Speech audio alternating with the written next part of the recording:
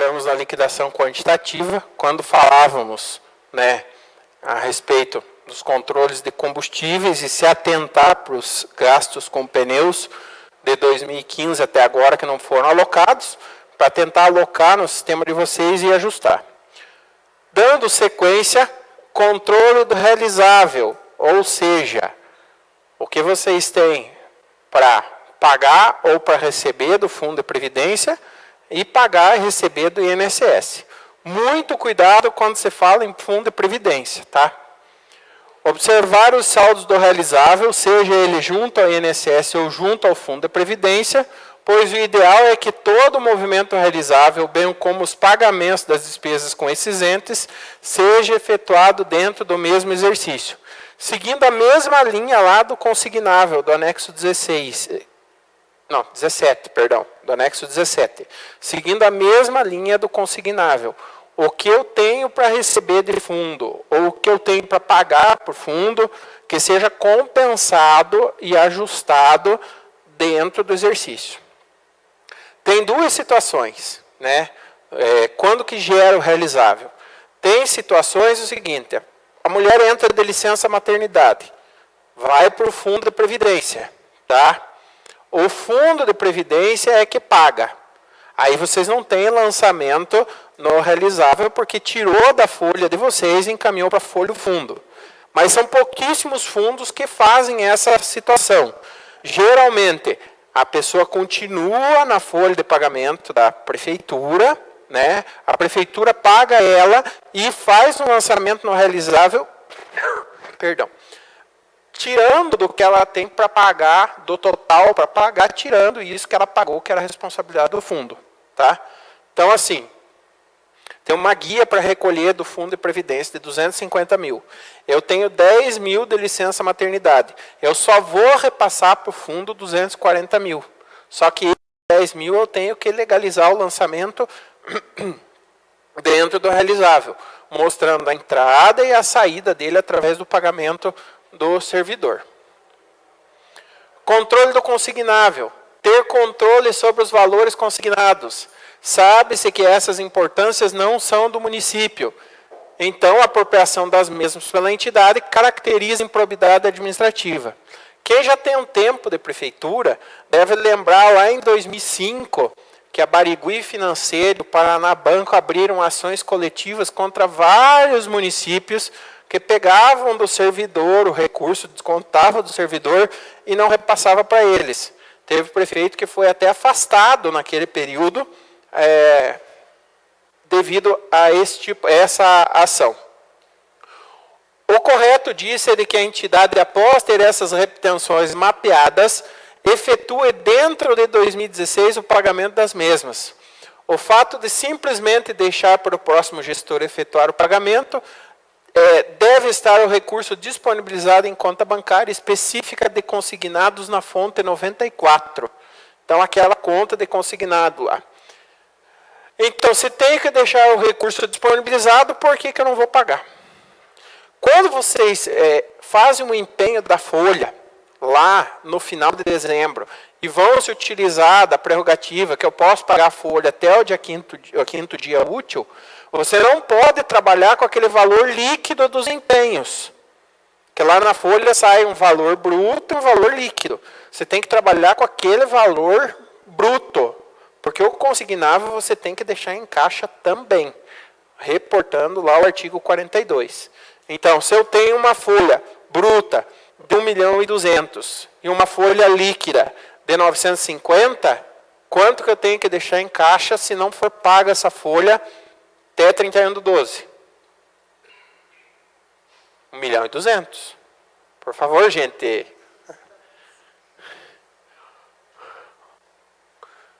Senão daqui a pouco vocês vão dormir aí e eu vou ficar falando sozinho aqui.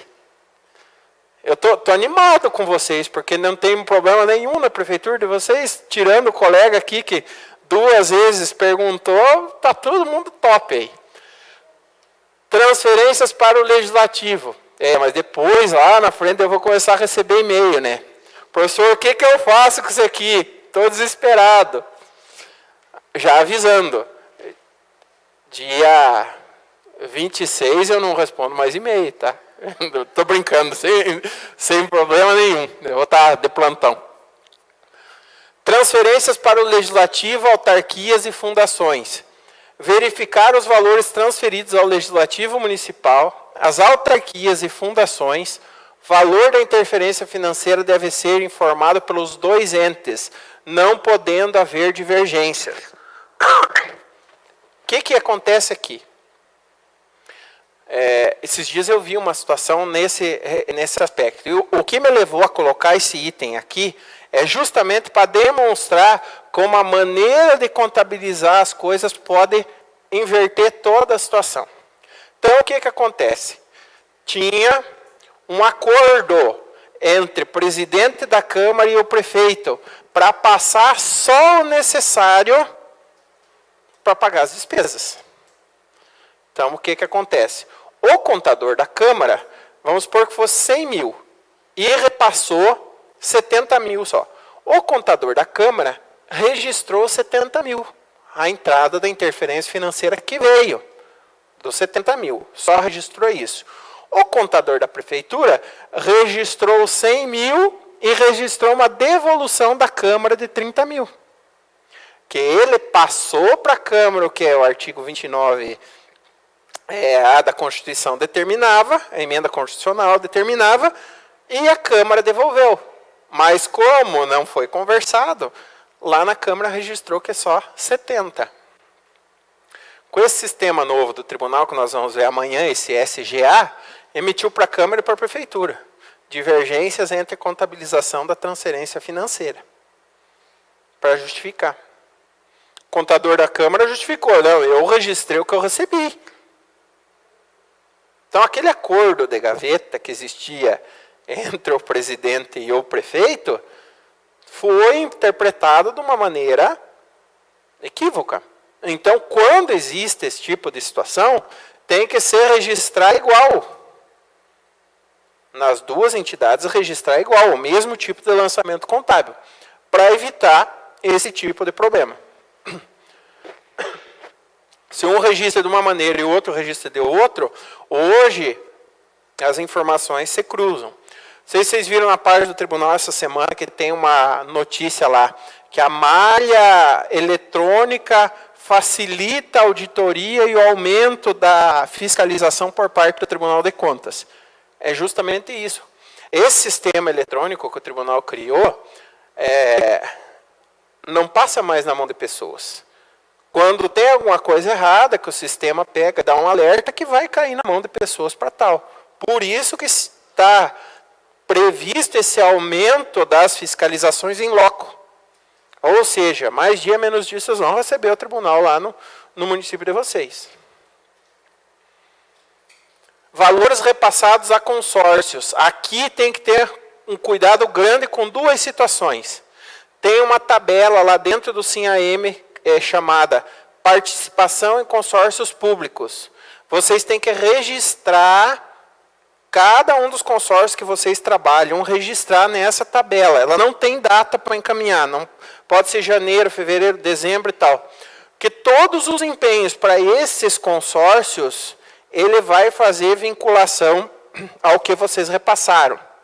E com isso, lá no consórcio, ele vai fazer uma verificação se esse valor que você registrou de pagamento aqui está batendo com o que deu entrada na receita lá no consórcio.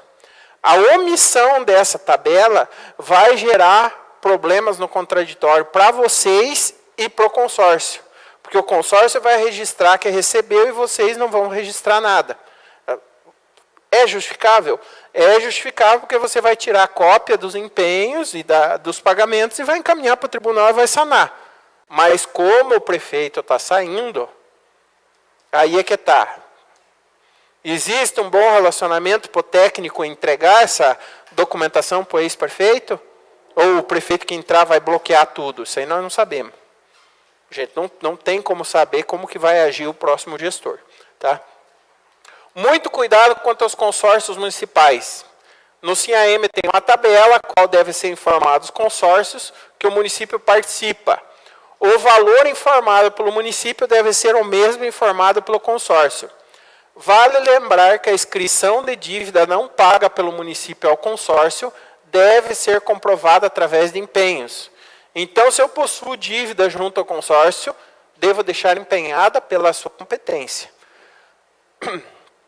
Lá nos consórcios públicos, a contabilidade é um pouquinho diferente. Tem uma situação chamada rateio de despesas, aonde chega para vocês aquela informação do quanto vocês têm que depositar daquela taxa administrativa. Então, se vocês começarem a não empenhar isso mensal, o consórcio vai registrar lá e vai ficar registrado que vocês não recolheram. Volta lá no artigo 42, que vocês criaram uma despesa, não contabilizaram ela e apareceu lá no CIS, no consórcio. CIS, que a gente fala, a maioria participa do consórcio saúde. Então, o que acontece? Existe essa informação que a dívida do município lá é 50 mil e vocês não têm empenho registrado e muito menos deixaram o dinheiro na fonte correta para esse fim. Então, cuidado, porque esse cruzamento de informações o tribunal vai fazer esse ano já. Tá?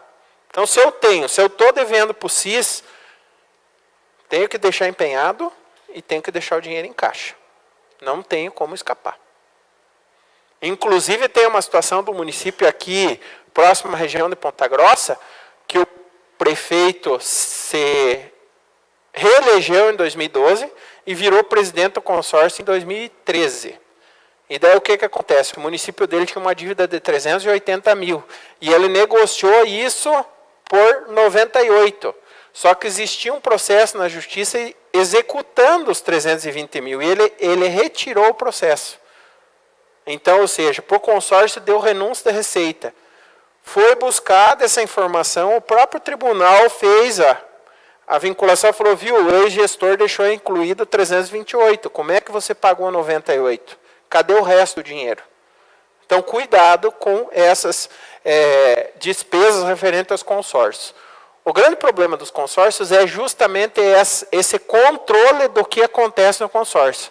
Porque é uma válvula de escape para o secretário negociar serviços com o consórcio sem que a administração saiba. Quando vê, só vê o rombo.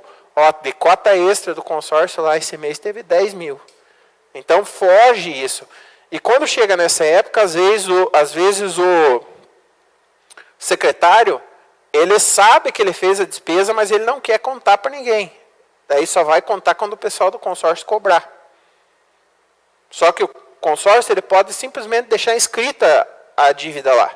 Então, o que vocês têm que fazer? Na segunda-feira, chegar lá no município de vocês e levantar qual que é a dívida no consórcio. Antes do fechamento do ano. E se não pagar esse ano, deixar empenhada com dinheiro em caixa para tal. Esse tipo de coisa dá até para deixar o dinheiro em caixa que não é fornecedor. Porque para ter continuidade no serviço, o outro gestor vai ter que pagar. Então, você pode até deixar o dinheiro em caixa. Eu sou totalmente contra deixar qualquer dinheiro em caixa para pagar a dívida. Mas essas questões que ele não tem como escapar, é uma possibilidade que vocês têm. Despesas não empenhadas e a sua responsabilização. O que é isso aqui? Lá dentro do plano de contas de vocês, da contabilidade, vocês têm lá valores por responsabilidade de terceiros. Se vocês procurarem lá dentro do plano de contas, eu não vou lembrar o número da conta. Mas tem isso lá. O que é isso aqui?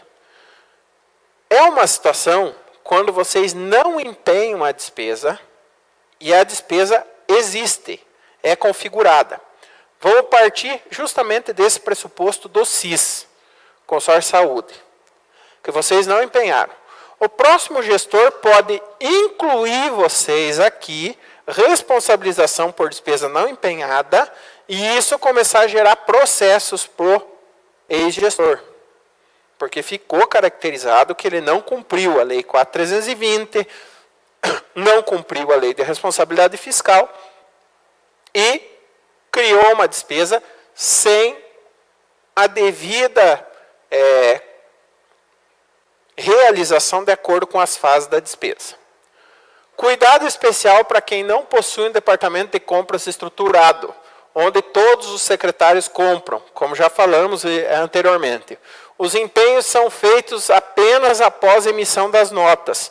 Essa questão da emissão das notas também é questão da auditoria, tá? Não posso ter nenhum empenho, por exemplo, hoje, 23, de uma nota do dia 21.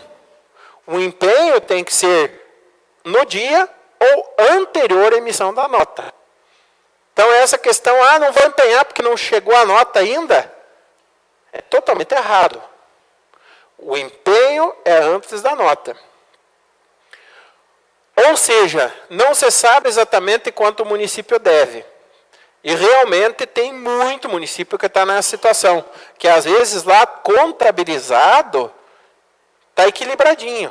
Tem 1 milhão de dívida, por 1 milhão de recurso, etc. e tal. Mas o que está fora, só Deus sabe. Essas despesas não empenhadas, o próximo gestor pode efetuar um lançamento no plano contábil, deixando registrado que determinada despesa foi efetuada e não empenhada, complicando a vida do gestor anterior. Então, vem uma série de situações nesse aspecto. Inclusive, a própria requisição emitida da prefeitura lá para a empresa. Sabe aqueles bloquinhos de requisição que tem prefeitura que os secretários andam com aqueles bloquinhos no bolso? Que aquilo não devia existir? Aquele tipo de situação sem empenho, se o fornecedor tiver lá uma pilha de requisição, pode ser incluído aqui. Porque a requisição é um documento e tem a assinatura de quem emitiu. Então, vai ser esse secretário e vai ser o prefeito responsabilizado. Saldo das dívidas. Como já tratamos em item anterior, as dívidas de longo prazo devem possuir um controle rígido.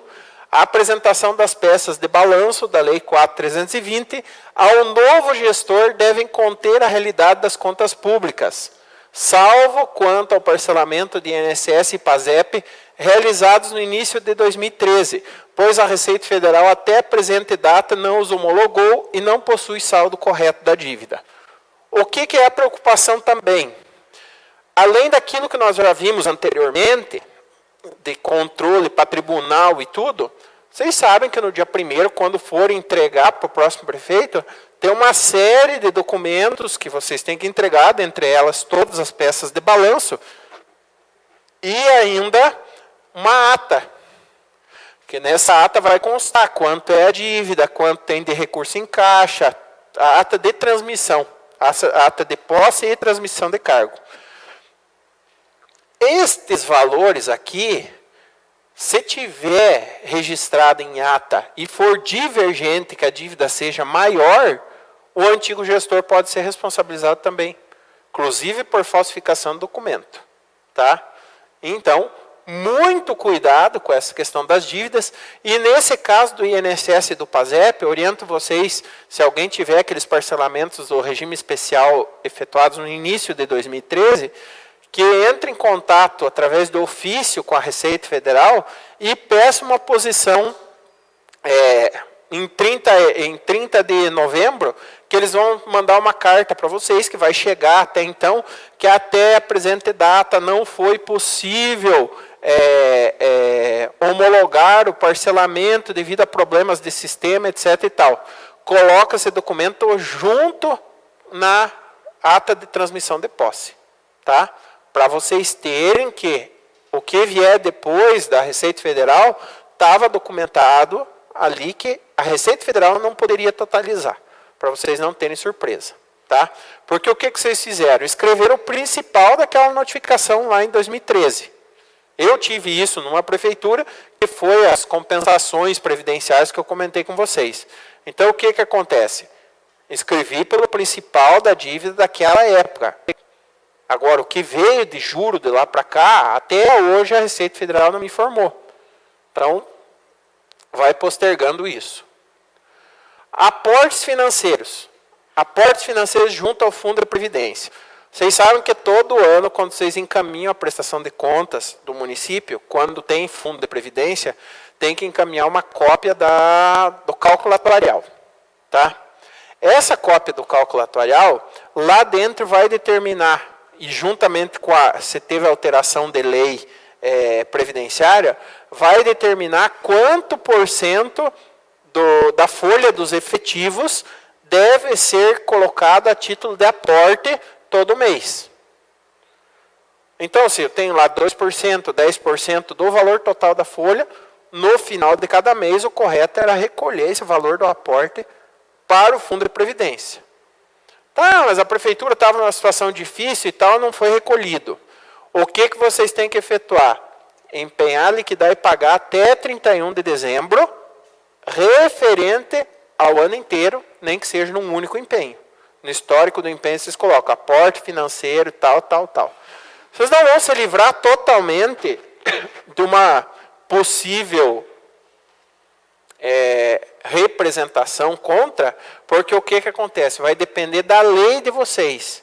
Se a lei determinar lá, a lei do Fundo de Previdência, determinar que ao final de cada mês seja recolhido, o que vocês vão ter que fazer? Calcular os juros desse período, juros de mercado, e aplicar a devolução com juro. Devolução não, o aporte com juros. Agora, se lá não fala na lei de vocês, vocês podem efetuar num único empenho, tá? No final do exercício. Jamais deixar de realizar os aportes financeiros determinados na lei que rege a entidade previdenciária do município. Item da prestação de contas que não existe forma de defesa para tal. Aqui não tem como você se defender. Se o outro gestor vir e vocês deixaram uma dívida de fundo de previdência e ele parcelar, o ato do parcelamento não pode servir de defesa de vocês. Porque na época em que vocês deixaram o governo, eu falo gestor, né? Na época que o gestor deixou o cargo, ele não tinha prerrogativa nenhuma para sanar esses problemas. Quem efetuou isso foi o novo gestor. Agora, digamos que dentre vocês aqui, alguém tenha problema com o fundo de previdência. Está devendo para o fundo, não recolheu o patronal, não recolheu o servidor, não recolheu o aporte. O servidor não tem como parcelar. Vocês têm que, aquele valor que está lá no anexo 17 de vocês têm que transferir o quanto antes. Agora, o aporte e o patronal, se der tempo, vocês podem criar uma lei na Câmara de parcelamento desses valores agora, tá? Para evitar problema no que diz respeito a aportes não realizados. Uma vez que o próximo gestor pode demorar em efetuar um parcelamento ou pagamento dos aportes atrasados. Mas, professor, se eu não fiz nenhum aporte durante o exercício, como que eu procedo? Tá? Você pode tirar um relatório no sistema contábil de todos os valores empenhados como vencimentos e vantagens, rúbrica 319011, né, para efetivos, e aplicar em cima disso o percentual determinado na lei previdenciária, efetuando um único empenho com data de agora. Se não fez nenhum, é esse procedimento. Se você fez janeiro, depois não fez fevereiro e março, fez abril, você tem que calcular em cima dessas folhas que estejam faltando e efetuar empenhos para cada um. Restos a pagar. Né? Que nós temos que tomar cuidado agora nesse encerramento de mandato com restos a pagar. Eu esqueci de comentar no começo que várias das coisas que nós estamos tratando aqui, vocês podem ter essa apostila como base em janeiro também. Quem é controlador interno aqui e pode continuar no cargo, porque eu sei que tem lugares que olham o profissional e não olham a posição política dele. Então, se algum de vocês que for controlador continuar no cargo, vocês podem, através dessa apostila, criar um procedimento de vocês interno, alertando para os possíveis erros para o próximo gestor, para ele tomar cuidado com essas situações. Tá? Isso já quebra aquele gelo, já acaba gerando uma certa confiança que vocês talvez querem.